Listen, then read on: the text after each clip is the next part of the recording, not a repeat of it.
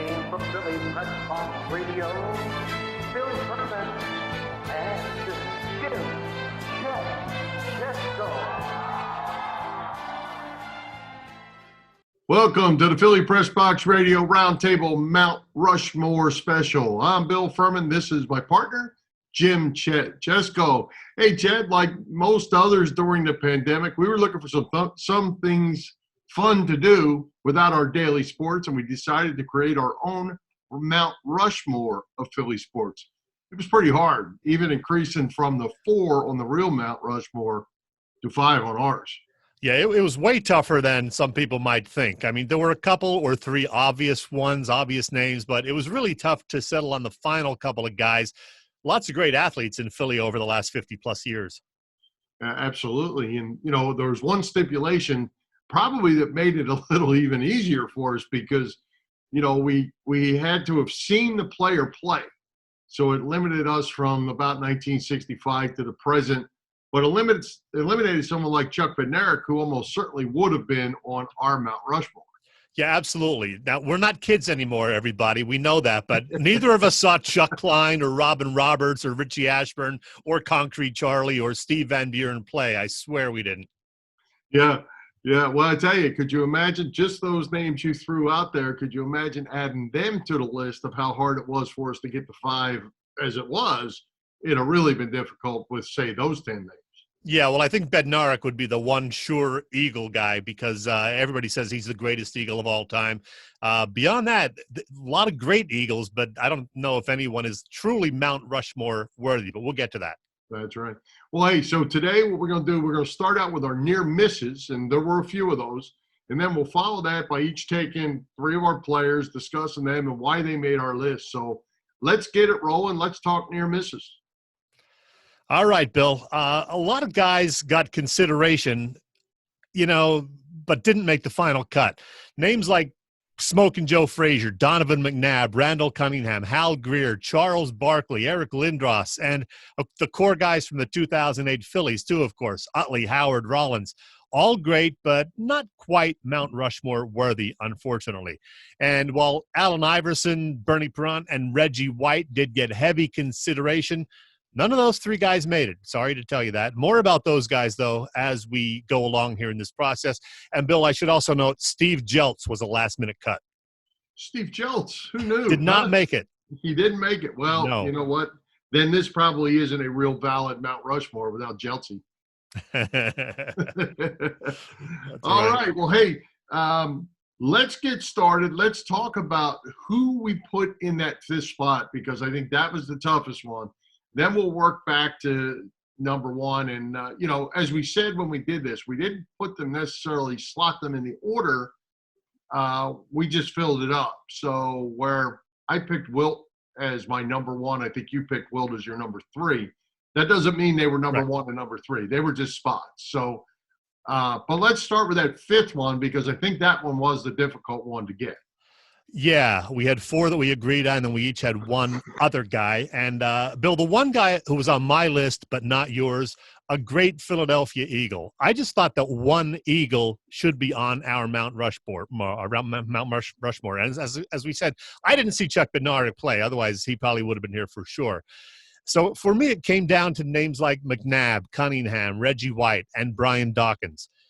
Ultimately, it was between the Minister of Defense and Weapon X for me. 2 incredibly gifted players, both with great stats, both perennial, you know, Pro Bowls, several All-Pro selections, both, of course, in the Hall of Fame and had their numbers retired by the Eagles. And I had a tough time deciding which way to go. I actually checked in with Ray Didinger about it, and he agreed that it would have to be one of those guys. He summed it up like this, quote, Doc is more the people's choice, but Reggie was the better player. You can go either way. Well, Ray may well be correct, but here's how I made the decision. While I love them both, even though Reggie may have been the better player, as Ray said, not by a huge margin, B-Doc did really, I think, connect more with all of us, the fans.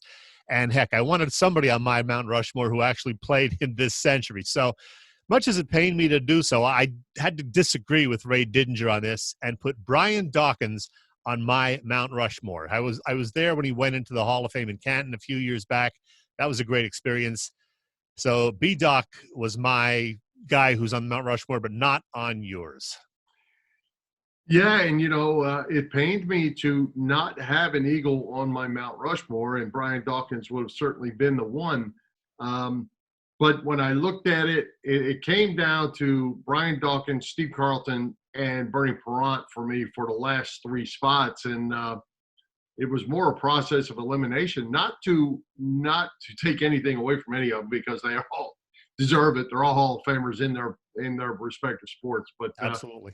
I went with Lefty, and I went with him because when you talk about greatest left-handers of all time, not just in Philadelphia, of all time, Steve Carlton's in that conversation with Sandy Koufax, Warren Spahn, Randy Johnson.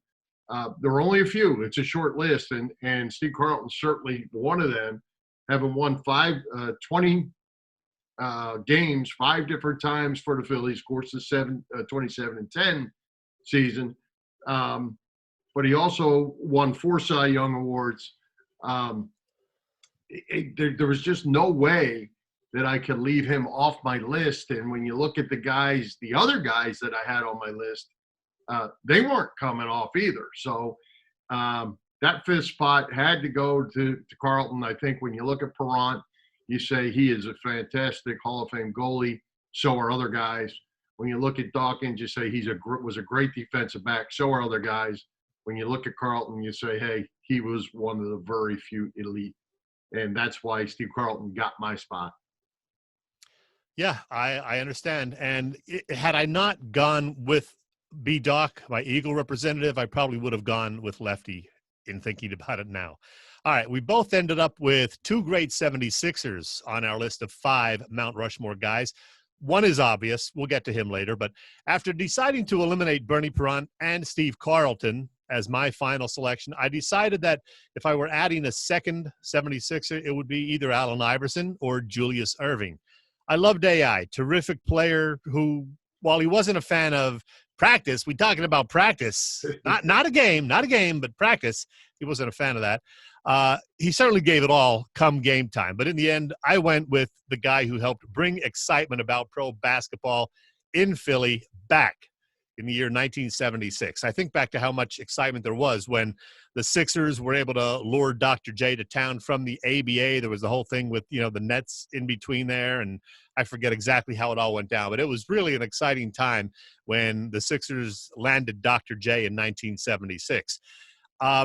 They came up short, 3 times in the finals, but with some help from Moses, they finally got over the hump in 1983. Julius Erving was just a joy to watch in the late 70s and early 80s after the franchise had some truly awful years in the early 70s. The Doc played 11 years in Philly, making the all-star team every single one of those years, and he averaged 22 points a game over his NBA career. I could have certainly gone a lot of ways with this particular selection, but I ultimately decided it had to be Dr. J on Mount Rushmore. Well, you can't go wrong there. And I think, going back to the Carlton short list comment, when you talk about basketball greats, Dr. J's name certainly comes up. And, the things he did are what these youngsters who are probably far more athletic than they were back then are doing. Dr. J was doing almost 35 years ago. Yeah. Amazing. Yep. All right. Well, that takes me to my other pick, and that was Bobby Clark of the Flyers. And you can look at the stats of Bobby Clark, Chet, and he was a 3-time Hart Trophy winner as the MVP, 2 Stanley Cups, but the numbers don't speak for what Bobby Clark was all about. He's Mr. Flyer, obviously, and the grit of the Philadelphia sports fan or sports environment comes from those early 70s, mid 70s with Bobby Clark. He was the guy that made it all happen. And, like you say, you look at the numbers, he did lead the league a couple times in assists and some things like that, but it was the leadership. And as we'll have Bob Kelly on this week on our show, and we'll talk to him about it. But every Flyer that we've ever talked about, and you ask them about Bob Clark, they say leadership, leadership, leadership. And you can't measure that in the stats for sure. But Bobby Clark, to me, was an absolute no-brainer. Yeah, I can't argue that at all. Certainly, he was, one of my core four as well. Loved watching him in the mid-'70s when he, really, really rose to fame and prominence and helped lead the Flyers to those 2 Stanley Cups. And so, one thing about that, Chet, I'll say, when we had Boop on last week, Bob Vitrone Jr., he did not have Bobby Clark on his list, but he did have Chuck Bednarik. But he did not have Bobby Clark on his list, which I thought was very interesting. Yeah, I forgot about that. All right, there were 3 obvious choices in this little Mount Rushmore exercise. Bobby Clark and another baseball player from the Phils, who you're going to talk about in just a bit, and a certain 7'1" center out of Overbrook High. I wasn't in Hershey in 1962 when he scored that 100 points in a game, but I did start watching Wilt Chamberlain and the Sixers in the mid-'60s when I was a young kid, just in time to see them get better and better and match up with the Celtics every year and finally win that 1966-67 NBA championship after an amazing 68-13 regular season. We're basing our Mount Rushmore on what we've seen, in our lifetimes since the mid-'60s, essentially. But, man, I wish I could have seen Wilt those first 3 years as a Philadelphia Warrior when he averaged 41 points a game. I did see his 4 years later as a 76er when he averaged, not too shabby, 27.6 points, 23.9 rebounds, just amazing, and helped them to that title in 1967. I can't say for sure that Wilt was even better than Michael Jordan. You will say that he was, but he was certainly a truly dominant NBA player and absolutely one of the very best of all time.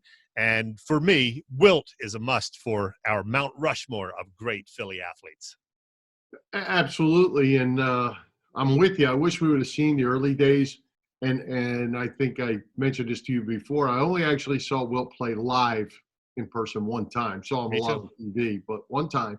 And honestly, as we were putting this thing together, if there were one I was probably going to leave out, it would have been Wilt, only just because I didn't see him enough. Yeah.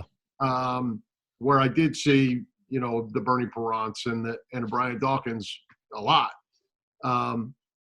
Certainly nothing to take away from Wilt, and from all accounts, no doubt the greatest basketball player, certainly to come out of Philadelphia, and for most of us that know basketball, the greatest of all time. And we're going to have to talk, I think, maybe this Wednesday about something, not about the Wilt Jordan thing, but ESPN this past week came out with their list of the top 74 NBA players of all time. They said 74 because it's the 74th year of the NBA. And Wilt came in at number 6. I have a hunch Bill Furman would have an issue with that. Wow. I mean, who was on the panel? Yeah, I don't know. Any of them born before 1980? That's what I'm thinking. It's got to be a lot of younger guys because, Wilt was number 6, and they didn't even have some guys on there like I think Bob Pettit and some of those, legendary guys from the 50s. We didn't see them either, but still, just from what we were told and what we've heard, these guys should have been somewhere in the top 74. Yeah. Wasn't Kareem actually down Kareem was number 2? Kareem was number 3 behind Michael Jordan and LeBron. Kareem was number 3. I forget who was 4, and then Magic Johnson was 5th. Wilt, number 6. So Bill Russell was the one that wasn't isn't close. Was Russell 4 or was he 7? I don't remember. But, Wilt was number 6 behind Magic Johnson. So we're going to talk about that. I'm not buying that. We'll have to get that list so we can tear it apart. Let's get to that final spot on Mount Rushmore, Bill. All right. Let's talk about Michael Jack Schmidt. He's our final spot. And obviously, it goes back to the same thing when you're talking greatest of all time. The stats speak for themselves. 10 gold gloves, 8 home run titles, 4 RBI titles, the World Series, all 18 years in Philadelphia, Chet. We got that from Bobby Clark, and we got it from Mike Schmidt. We were certainly fortunate as fans for that. I don't think there's any argument that Mike Schmidt, certainly we could talk about the stats forever and, because they're unbelievable. So Michael Jack Schmidt is the guy. No need to talk a whole lot more about that because there's no argument and no discussion there. Yeah, that was a no-brainer. I mean, for Wilt and for Mike Schmidt and Bobby Clark, like I said, the three very obvious choices, and Schmidt probably the most obvious of all, given the parameters of what we were working with. So there you go. That's Yep. our So Mount Rushmore. you ended up with Wilt, Schmidt, Clark, Dr. J, and Brian Dawkins. I ended up with Wilt, Schmidt, Clark, Dr. J, and Steve Carlton. I don't think anybody can argue a whole lot with those six guys, however you slice them up. I'm sure there's going to be, some people who say Iverson should be there ahead of Dr. J, but I don't know. I think we did a pretty good job, to be honest. I do too. And, if anything, the persons that may say that about Iverson, we are a little older. That doesn't necessarily make us a little bit smarter. But, we might look at some of these older guys who were great when we were younger and give them a little bit of advantage too. Yeah, this was a whole lot of fun. I got to tell you, I think we did come up with 6 perfect names for our Mount Rushmore. So many great Philly athletes over the years since the mid-1960s. And again, our apologies to Steve Jeltz. That's right. All right. Well, Chet, this was a lot of fun. It was really hard and took a lot of thought, but it was a good time doing it. So let's wrap it up. We hope everybody enjoyed the show. We love to hear from you and your Mount Rushmore. Drop us a note on our Facebook page, Philly Pressbox Radio, on our personal pages, Bill Furman and Jim Chet Chesko, or on our website, phillypressboxradio.com. And you can also follow us on YouTube, Philly Pressbox Radio. So thanks for joining us. See you every Wednesday night at 7 p.m. on Facebook Live on our Philly Pressbox Radio page via Zoom. High hopes, Philadelphia sports fans.